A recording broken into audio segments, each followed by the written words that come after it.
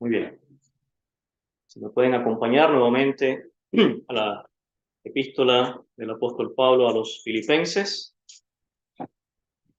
en el capítulo 2 vamos a seguir leyendo.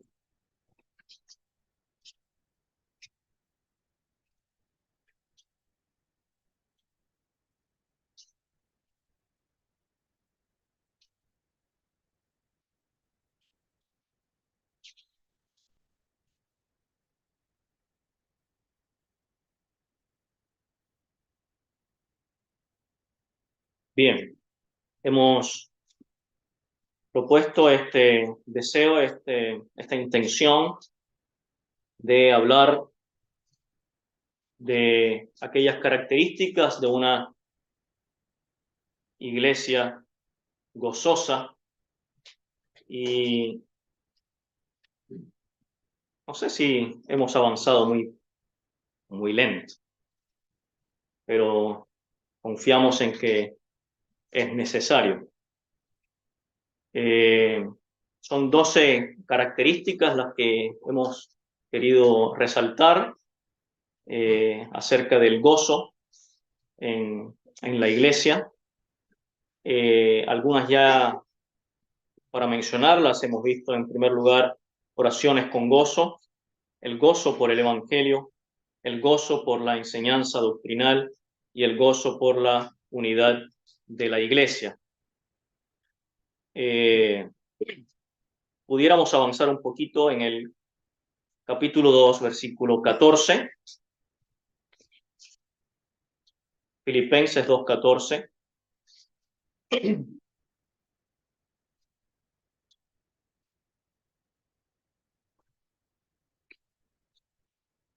Dice: haced todo sin murmuraciones y contiendas, para que seáis irreprensibles y sencillos, hijos de Dios sin mancha, en medio de una generación maligna y perversa, en medio de la cual resplandecéis como luminares en el mundo. Y note esta expresión: asidos de la palabra de vida, para que en el día de Cristo yo pueda gloriarme de que no he corrido en vano, ni en vano he trabajado. Y aunque sea derramado en libación sobre el sacrificio y servicio de vuestra fe, me gozo y regocijo con todos vosotros. Bien, hablaremos un poco acá del gozo que causa ese sacrificio abnegado de los hermanos. Podemos darnos cuenta de el contexto de la realidad de ellos que saca a relucir acá el apóstol. Y dice allí: para que seáis irreprensibles y sencillos, hijos de Dios sin mancha, en medio de una generación maligna y perversa. Y vemos el tremendo contraste allí, la realidad en la que ellos están inmersos, una generación que es perversa, que es maligna, que es malvada, y en medio de esa realidad tan oscura, habla allí de los creyentes como luminares, irreprensibles, sencillos, en medio de la cual resplandecéis como luminares en el mundo. Ahora, la expresión que usa acá el apóstol en el versículo 17 es que: y aunque sea derramado en libación sobre el sacrificio y servicio de vuestra fe, me gozo y regocijo con todos vosotros. Es muy interesante lo que expresa acá el apóstol, y es el gozo por ver a los creyentes asidos de la palabra. Esa es la expresión allí: asidos de la palabra y resplandeciendo como luminares en medio de una generación maligna y perversa. Ahora, el apóstol se está gozando, dice, y aún me regocijo al ser derramado en libación. Él usa esta palabra, derramado en libación sobre el sacrificio de los filipenses. Bueno, las libaciones en los sacrificios judíos eran una especie, un líquido que se derramaba sobre la ofrenda. Podía ser vino, aceite o agua, que era derramado sobre el sacrificio y era a modo de gratitud.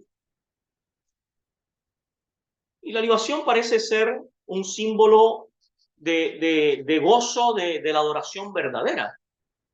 Podemos ver algunos textos muy rápidamente para notar la relación que hay entre, por ejemplo, la tristeza y la ausencia de libación. O sea, cuando hay ausencia de libación relacionado con tristeza. Oseas 9:4. Dice allí el texto en Oseas 9:4.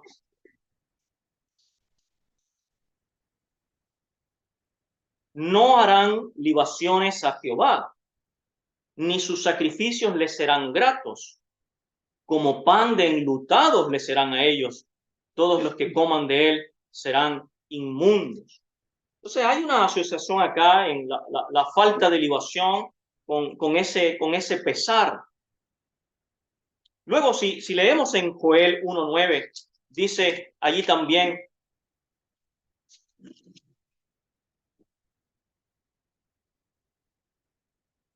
desapareció de la casa de Jehová la ofrenda y la libación. Los sacerdotes, ministros de Jehová, están de luto.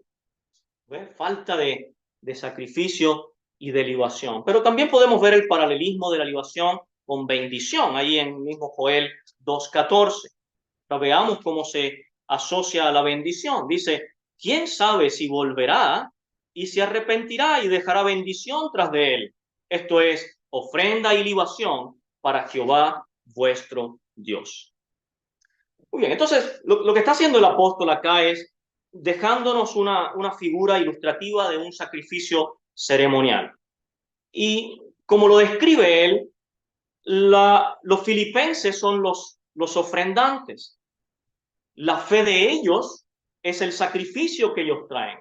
Se expresa acá en ese sacrificio en modo de vida en medio de una generación tan oscura y tan compleja. Es un sacrificio de fe, es un sacrificio de vida abnegada para el Señor. Entonces tenemos esto: los ofrendantes son los filipenses, el sacrificio de fe es su propia vida al Señor, y Pablo entonces se manifiesta y se muestra aquí como libación, es decir, la ofrenda líquida que se derrama sobre el sacrificio. Ellos estaban poniendo sus vidas por causa del Evangelio, en sacrificio vivo por amor al Señor. Y Pablo se considera a sí mismo como solo una libación. Él se está minimizando su propia obra y está magnificando el servicio de ellos. Pablo no está prevaleciendo por sobre ellos, sino que está exaltando la obra de ellos y la fe de ellos. Y él se ve solamente como una libación rociada sobre el sacrificio de los filipenses. Él se siente gozoso, el apóstol. Se siente gozoso en ser derramado en martirio sobre el sacrificio y servicio de la fe de ellos. Y dice: y aunque sea derramado en libación sobre el sacrificio y servicio de vuestra fe, me gozo y regocijo con todos vosotros. Mi hermano, hay gozo en ello. Hay gozo en ver la prosperidad espiritual de los hermanos. Y debería ser gozo de cada uno de nosotros en la iglesia local el ver cómo los hermanos crecen, avanzan en su vida aún ante las dificultades. Y cuando pensamos en esto, tenemos que darnos cuenta que no es para que nosotros queramos figurar por sobre el resto, sino que a pesar de que nosotros no seamos vistos, a pesar de que nosotros no seamos exaltados, a pesar de que yo mismo sea tenido como en poco y en menos, pero me gozo por el avance de mis hermanos. Es decir, la mirada no está en mí. La atención no está en mí. Mi deseo y mi gozo es que mis hermanos prosperen, que mis hermanos sean luminares en medio de un mundo tenebroso. El deseo de mi corazón es que mis hermanos sean fieles al Señor. Dice el apóstol, me gozo y regocijo con todos vosotros. Vamos a avanzar al punto número 6. Y para ello vamos a leer en el siguiente versículo, el versículo 18. Ahí se nos presenta la palabra gozo 2 veces. En el 2:18 dice, y asimismo gozaos y regocijaos también vosotros conmigo. Y ahora él los incluye a ellos. En el versículo anterior él dice, yo me gozo y regocijo por el sacrificio de vuestra fe. Aunque yo sea minimizado, pero el sacrificio de vuestra fe es olor grato al Señor. Y ahora en el versículo 18, él dice, y los incluye a sí mismo, gozaos y regocijaos también vosotros conmigo. Bueno, esto tiene mucho que ver con lo que él viene diciendo, por ejemplo, en el versículo 16. Él estaba apuntando a un día.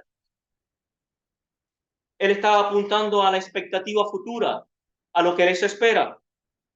Y él dice, asidos de la palabra de vida, versículo 16, para que en el día de Cristo yo pueda gloriarme de que no he corrido en vano, ni en vano he trabajado. Él está apuntando a aquel día, a aquel día. Y es la esperanza de los creyentes en el día de Cristo, como premio a su sacrificio y trabajo que no fue en vano. Es un servicio a Dios y un sacrificio que no es en vano y que tendrá su recompensa de parte del Señor en aquel día. Es la esperanza de las glorias del Señor. Y por eso en este punto hemos mencionado esto que es el gozo por la gloria que les espera. Mire, leamos un poquito en Romanos 12.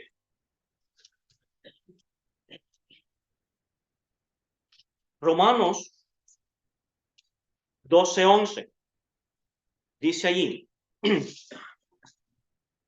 lo que requiere diligencia, no perezosos, fervientes en espíritu, sirviendo al Señor, gozosos en la esperanza, sufridos en la tribulación, constantes en la oración, y sigue el texto.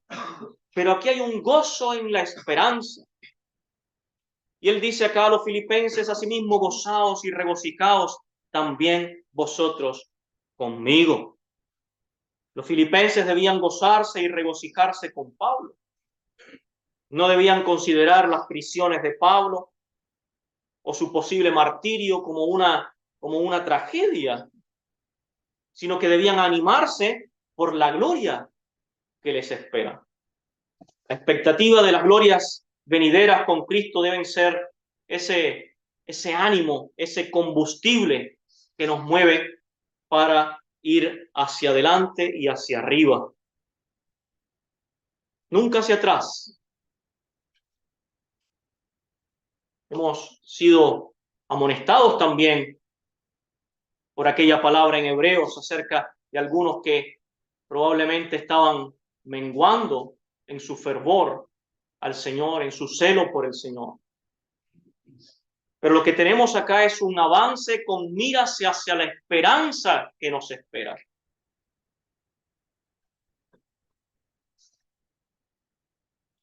Él ve la muerte o el posible martirio no como una pérdida irremediable, sino que es realmente el paso para estar con Cristo, lo cual es muchísimo mejor en palabras del apóstol. Bueno, y mientras tanto está en prisión, y las prisiones en realidad acá son el pretexto para seguir siendo útil a los creyentes. Esas son sus prisiones.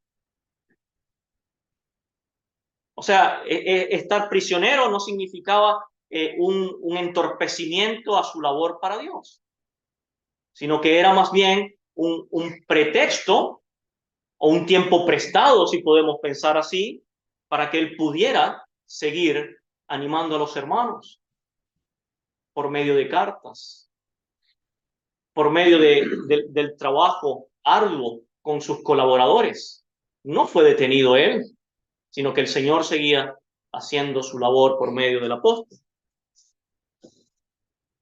Así que este es el gozo de esa expectativa futura de las glorias con Cristo, en lo cual el apóstol incluye a sus hermanos. Asimismo, gozaos y regocijaos también vosotros conmigo.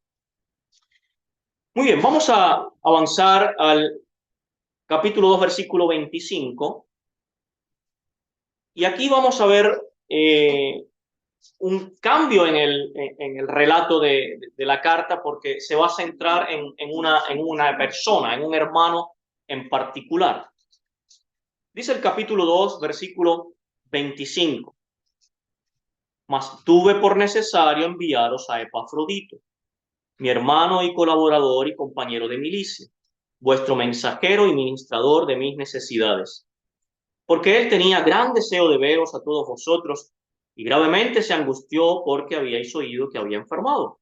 Pues en verdad estuvo enfermo a punto de morir, pero Dios tuvo misericordia de él, y no solamente de él, sino también de mí, para que yo no tuviese tristeza sobre tristeza. Así que le envío con mayor solicitud, para que al verle de nuevo os gocéis y ya no esté, y yo esté con menos tristeza. Os gocéis. ¿Y este gozo de dónde viene? Bueno, este gozo viene de volver a ver a un hermano servicial, un hermano que estuvo enfermo al borde de la muerte, por quien la iglesia estaba preocupada, probablemente orando, y entonces cuando lo ven de vuelta es motivo de gozo, de regocijo. Hermanos, todas nuestras asambleas hemos tenido la experiencia de hermanos muy queridos que han estado enfermos. Y cómo la iglesia se aboca a orar por ese hermano. Y luego el hermano que es restaurado en su salud, ¿acaso no es motivo de gozo? ¿Acaso no es motivo de gratitud al Señor? Y aún cuando el hermano aún no ha sido restaurado en su salud, sigue siendo motivo de gozo el saber que lo estamos poniendo en las manos de Dios, que lo estamos colocando en el lugar más seguro donde puede estar. Por lo tanto, acá lo que tenemos es ese gozo como un interés real, una preocupación real por los hermanos. Oh, cuánto gozo hay cuando vemos la respuesta del Señor y vemos al hermano con nosotros restaurado en su salud. Bueno, Epafrodito es ese ejemplo. Él fue comisionado por la iglesia de Filipos para llevar una ofrenda a Pablo, que estaba prisionero en Roma. Y Epafrodito, fiel a ese llamado, él hace este viaje peligroso desde Filipos hasta Roma, llevando esta muestra de amor y aprecio de los creyentes filipenses a Pablo. Y al llegar allá a Roma, él no solo entregó la ofrenda o entregó este servicio de los filipenses, sino que también él mismo se entregó a la obra del Señor como compañero o colaborador con el apóstol Pablo. Y entre eso, a causa de la labor, él enferma, de manera que estuvo a punto de morir. Ahora, su estado de salud fue de conocimiento de sus hermanos en Filipos, y ellos se preocuparon grandemente, esto lo expresa el apóstol, por pensando que iba a morir Epafrodito. Pero el Señor lo sostuvo. El Señor le dio salud para continuar con su labor. ¿Y qué ocurre cuando Epafrodito es mejorado en su salud? Bueno, inmediatamente Pablo lo envía de regreso a Filipos y con él envía también esta preciosa carta que estamos leyendo. Y cuando reciban a Epafrodito de vuelta, debió ser motivo de mucho gozo para ellos. Evidentemente que sí. Dice aquí, así que le envío con mayor solicitud para que al verle de nuevo os gocéis. Para que al verle de nuevo os gocéis. Bueno, hay otro punto que va de la mano con esto y está en el versículo 29. Porque ellos no solo se gozan porque Epafrodito está de vuelta con ellos, sino que hay otro motivo de gozo acá. Y dice, recibidle pues, versículo 29, recibidle pues en el Señor con todo gozo y tened en estima a los que son como Él. Bien, aquí hay otro motivo de gozo. En primer lugar, aquel motivo en el versículo 28 que es por verle de nuevo. Pero ahora en el versículo 29 se nos da un motivo de gozo que es por recibir a un hermano de tanta estima. Es el gozo porque es un hermano estimado por la iglesia, no solo por el apóstol Pablo. Ahora yo quisiera que viéramos algunas características que distinguen a este creyente tan estimado para que sea señalado como un ejemplo para los hermanos. Es muy importante entender por qué Epafrodito era un hermano tan estimado. ¿Qué había en él que era tan estimado? Bueno, hemos leído en el versículo 25, donde dice el apóstol, mas tuve por necesario enviaros a Epafrodito, y dice, mi hermano, dice, colaborador, compañero de milicia, vuestro mensajero, ministrador de mis necesidades. Al menos 5 características resaltan ahí de Epafrodito y una sexta en el versículo 29. Así que Pablo dice de él, mi hermano. Y es muy interesante como lo dice, porque no es un hermano cualquiera, sino que aquí lo presenta como un hermano muy cercano. Son lazos en el servicio a Dios. Que podemos llamar a un hermano mi hermano porque realmente vamos entrelazados a servir al Señor. Esa es la idea de esta cercanía, de la hermandad. Pero también dice colaborador. Y ahí la palabra colaborador significa uno que arrima el hombro a hombro para trabajar en conjunto. Así que Epafrodito no era un creyente conformista, no era un perezoso,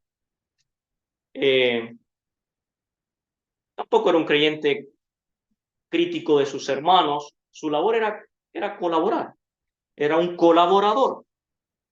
En tercer lugar dice compañero de milicia. Y bueno, ahí es ese compañero de milicia. Pablo se ve ahí como un soldado al servicio del Señor y Epafrodito es como otro soldado en la misma compañía. Compañero de milicia. Luego dice mensajero, vuestro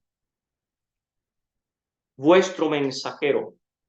Y esto tiene que ver con el servicio de Epafrodito llevando esta ofrenda o siendo el mensajero de los filipenses para con Pablo. Pero ¿sabe qué es interesante? No solo que Epafrodito era mensajero de la ofrenda o probablemente alguna carta para el apóstol, no sabemos, sino que él también era mensajero de noticias, era mensajero del estado espiritual de la asamblea. Y acá pareciera que él le contó que los creyentes no estaban todos de acuerdo.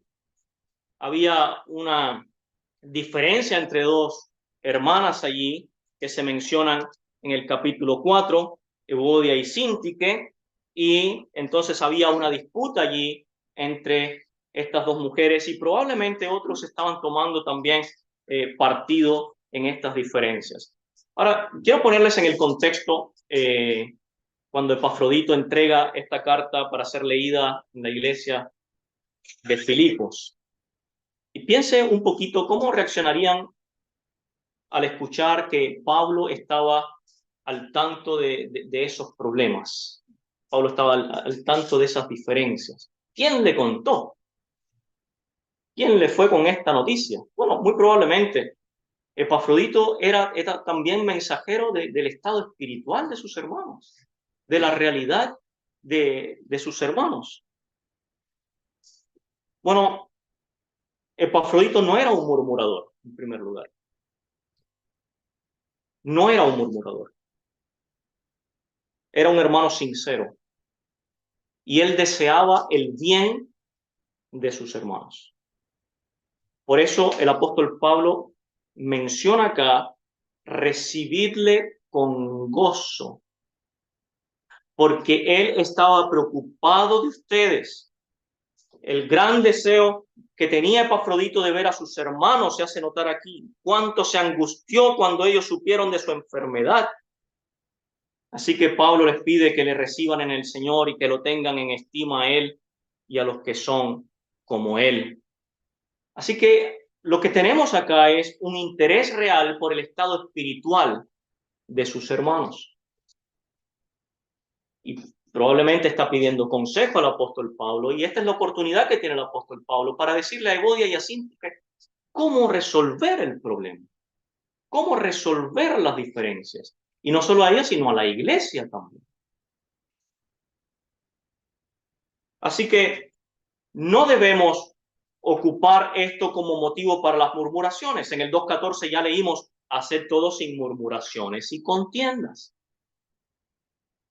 para que seáis irreprensibles y sencillos. Y ese era Epafrodito.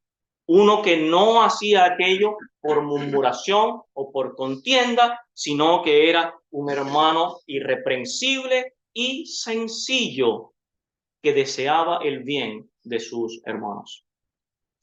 Bueno, también dice que era administrador de las necesidades de Pablo, y en sexto lugar era un verdadero creyente que expone su vida en sacrificio vivo. Mira el versículo 29 como lo dice, 2:29.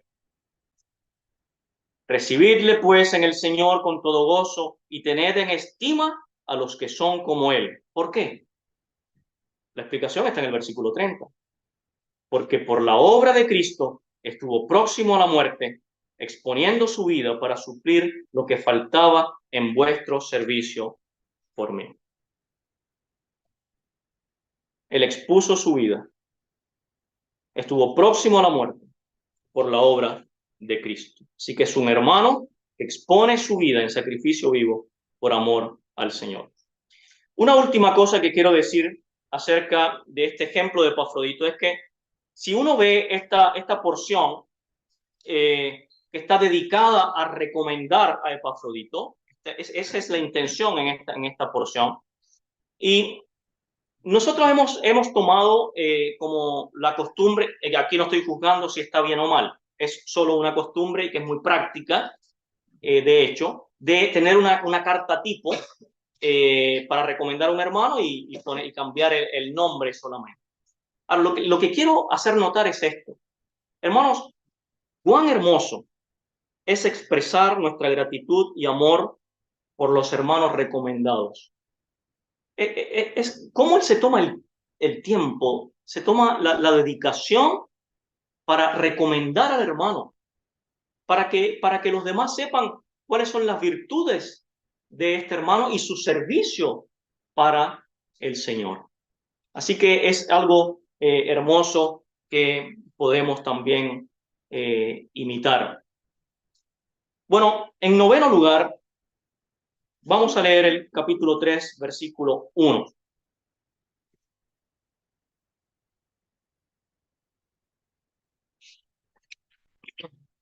Dice, por lo demás, hermanos, gozaos en el Señor.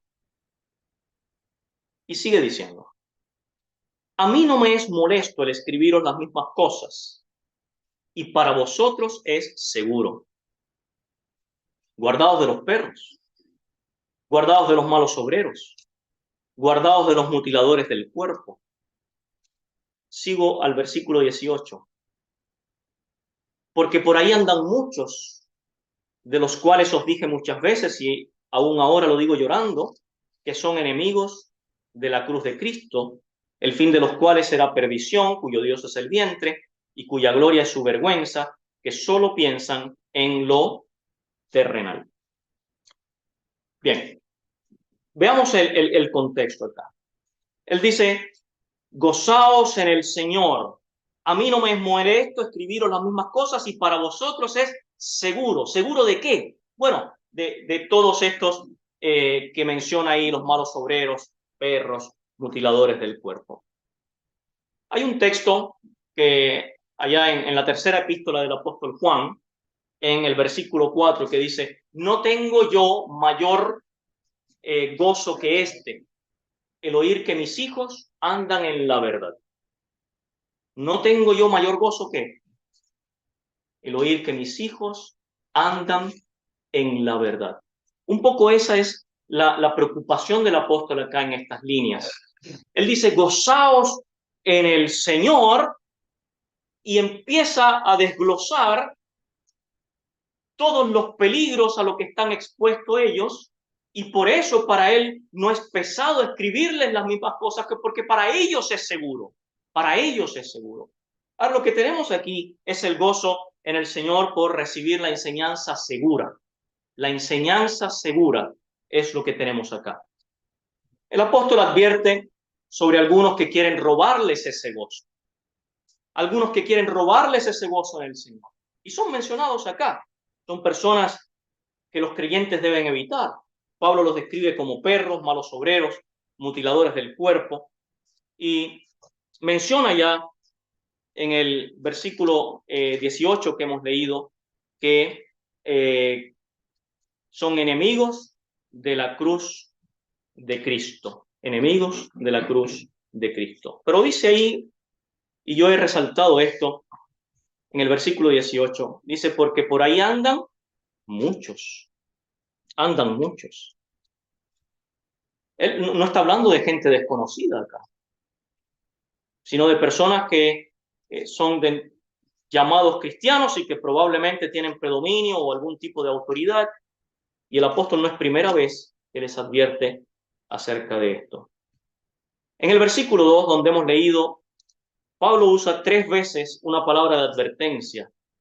Él dice 3 veces guardaos.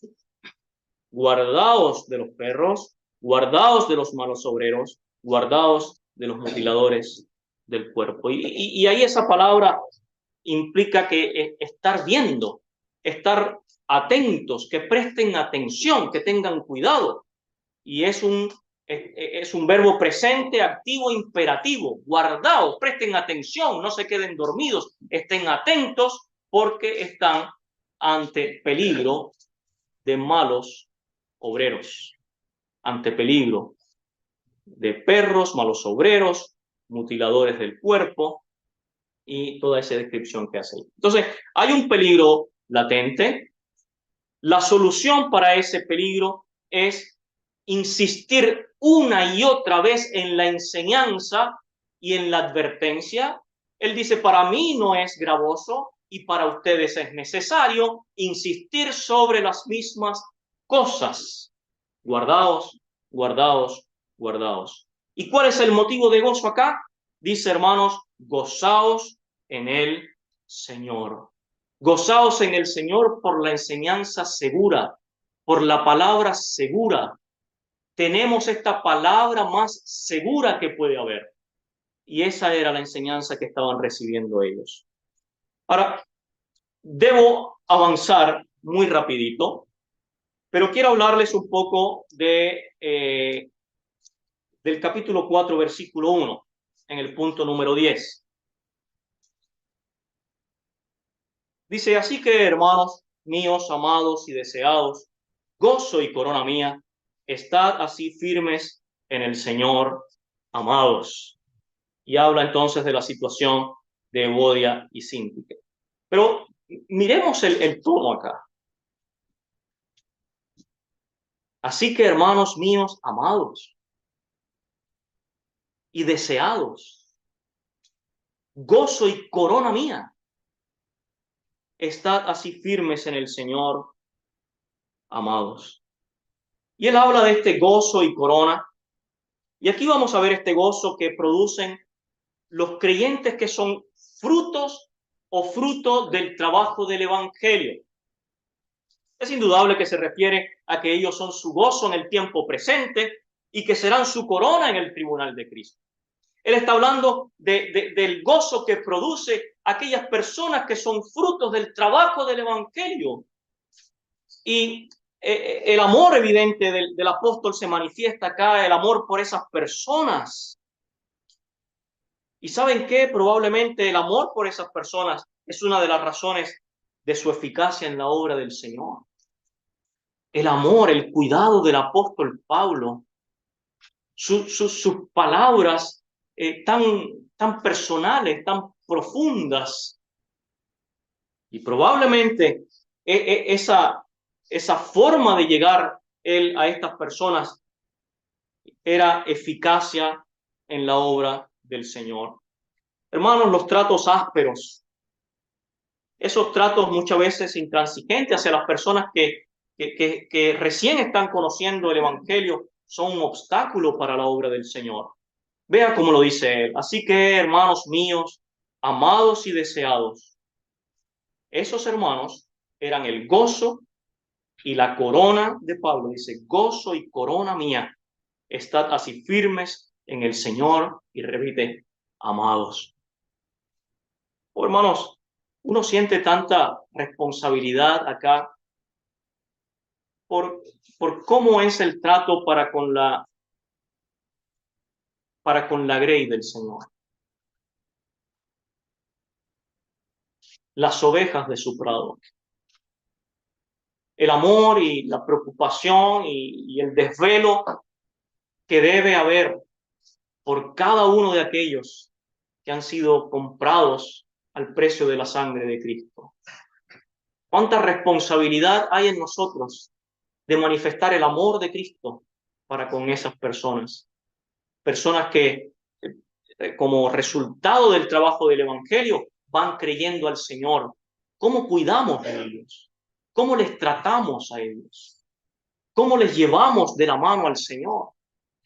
Y aquí uno puede ver en estas palabras ese gozo del apóstol. Son el gozo en el presente y su corona en el tribunal de Cristo. Número 11, versículo 4. Dice, regocijaos en el Señor siempre. Otra vez os digo, regocijaos. Y con este texto comenzamos. Este es el deseo para nuestras iglesias locales, para nuestras asambleas. Regocijaos en el Señor, dice, siempre, siempre. Y es el gozo permanente en el Señor. Es el gozo que trasciende las dificultades,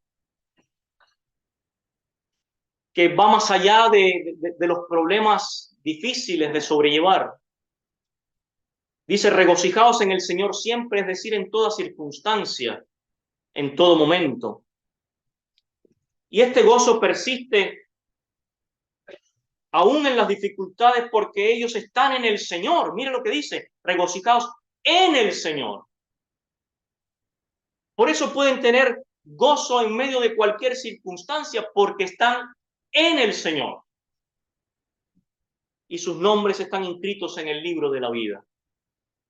Bueno, lo que los filipenses necesitaban saber, y nosotros también, acerca del gozo, es que el gozo no tiene que ver con las circunstancias o con las cosas materiales o con las cosas externas. La felicidad o el gozo no depende de cosas ni de lugares, sino que depende de personas. Y quiero tomarme acá de algo que leí que me pareció muy interesante, que dice que, bueno, una realidad es que si estamos, por ejemplo, con la persona ideal, todos queremos estar con la persona ideal, pero cuando estamos con la persona ideal, las circunstancias no son tan relevantes. Yo me acuerdo al principio de nuestro matrimonio y él y yo decíamos, no importa dónde estemos, con una piececita chica y un sofá cama, estamos listos. Porque no eran las circunstancias lo que nos importaba, sino que estábamos el uno con el otro. Entonces, esto es un principio que uno aprende acerca del gozo, del gozo de tener el cuidado del Señor, que estamos en las manos del Señor. Que el gozo no depende de cosas externas, sino de la persona con que uno está. Entonces, al contrario, cuando no tenemos a la persona ideal a nuestro lado, pareciera que nada que podamos tener o hacer va a lograr suplir o compensar esa ausencia. Los creyentes estamos en la presencia del Señor, dice, regocijaos en el Señor, la más segura y confortante de las compañías. Y nada puede separar al cristiano de la presencia del Señor. Así que nada puede arrebatarle ese gozo. El gozo está en la persona y nosotros le tenemos a Él y estamos en Él. Dice, regocijaos en el Señor siempre.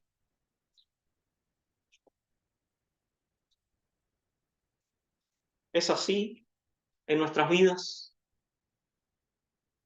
¿Cierto que es difícil? ¿Cierto que alguien podría decir, sí, hermano, pero usted no está en mis zapatos, usted no sabe la circunstancia que yo tengo, lo que yo lucho en mi casa, o en las circunstancias que estoy atravesando a causa de mi enfermedad, usted no sabe lo que es esto. No, no lo sé. Pero lo que sí sé es que cada uno de los creyentes estamos en el Señor. Y como estamos en el Señor, podemos regocijarnos siempre, porque no hay un momento en que no estemos en el Señor. Y por eso acá dice, regocijaos en el Señor siempre. Otra vez os digo, regocijaos. Y hermano, ¿qué va a prevalecer? ¿Y cómo va a prevalecer el gozo en nuestra asamblea? Teniendo al Señor como el centro, teniendo al Señor como la guía, como el pastor, teniendo al Señor como cabeza, porque estamos en Él. Así que de esa manera va a poder prevalecer el gozo siempre en el Señor, aunque los tiempos sean difíciles. Y en quinto lugar, y con esto terminamos, en el versículo 10, dice Filipenses 4:10, en gran manera me gocé en el Señor de que ya al fin habéis revivido vuestro cuidado de mí, de lo cual también estabais solícitos, pero os faltaba oportunidad. No lo digo porque tenga escasez, pues he aprendido a contentarme cualquiera que sea mi situación. Sé vivir humildemente y sé tener abundancia. En todo y por todo estoy enseñado, así para estar saciado como para tener hambre, así como para tener abundancia, como para padecer necesidad. Todo lo puedo en Cristo que me fortalece. Sin embargo, bien hicisteis en participar conmigo en mi tribulación. Y sigue dando detalles de cómo los filipenses habían participado con él al principio de la predicación y habían también apoyado al apóstol y al progreso del evangelio. Pero él dice acá, en gran manera me gocé en el Señor de que ya al fin habéis revivido vuestro cuidado de mí, de lo cual estabais solícitos. Y este, hermanos, es el gozo por sentir el aprecio y el cuidado de los hermanos. Es el gozo indescriptible de saber que no estamos solos, que tenemos una familia tan grande,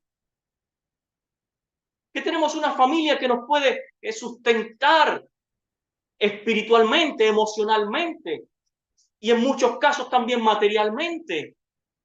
Hermano, es ese gozo no porque tenga necesidad, sino porque cuán hermoso es saber que hay preocupación de mí. que hay preocupación de mi persona de parte de mis hermanos.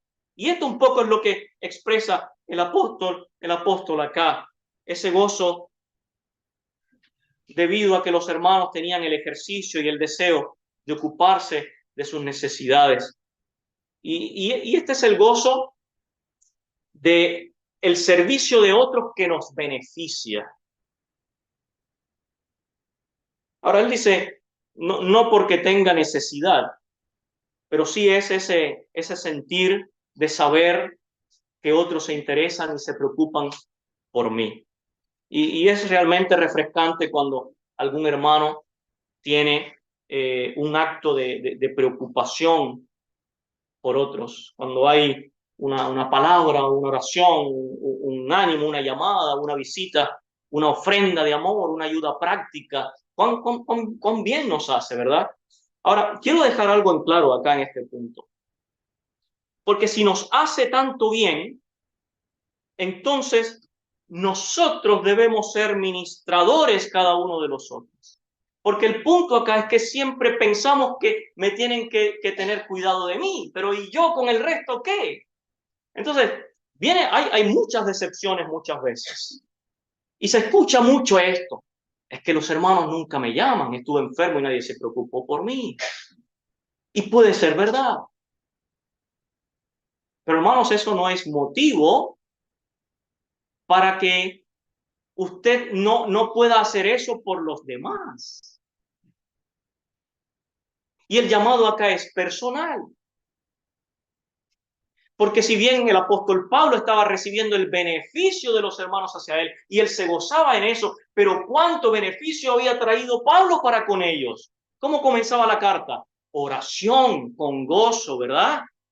Preocupación por su enseñanza, el cuidado de la buena doctrina para cuidarlos de los malos obreros y tantas cosas que había sido el apóstol para con ellos. Es que el apóstol no me llamó y yo estuve enfermo. No se trata de eso. Hermanos, cada uno de nosotros de manera muy personal podemos ejercitarnos en el cuidado de los hermanos. ¿Y sabe qué? Hay mucha queja muchas veces por los ancianos. El anciano no me llamó, el anciano no me visitó, pero sí hubo otro hermano que lo visitó, sí hubo otro hermano que lo llamó.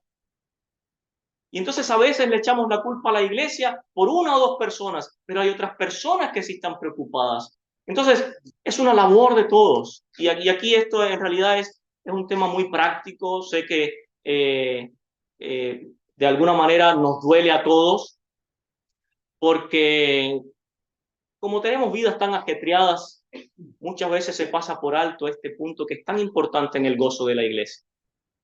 Tenemos vidas tan movidas que a veces falta el tiempo para dedicar a otro. Y es una realidad, no lo podemos negar. En primer lugar, que no sea motivo para quitar el gozo. El gozo está en el Señor.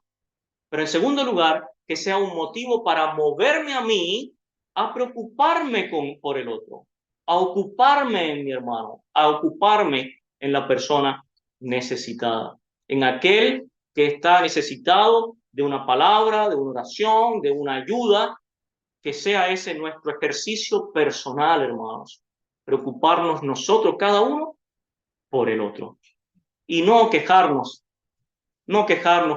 por lo que no hacen los demás.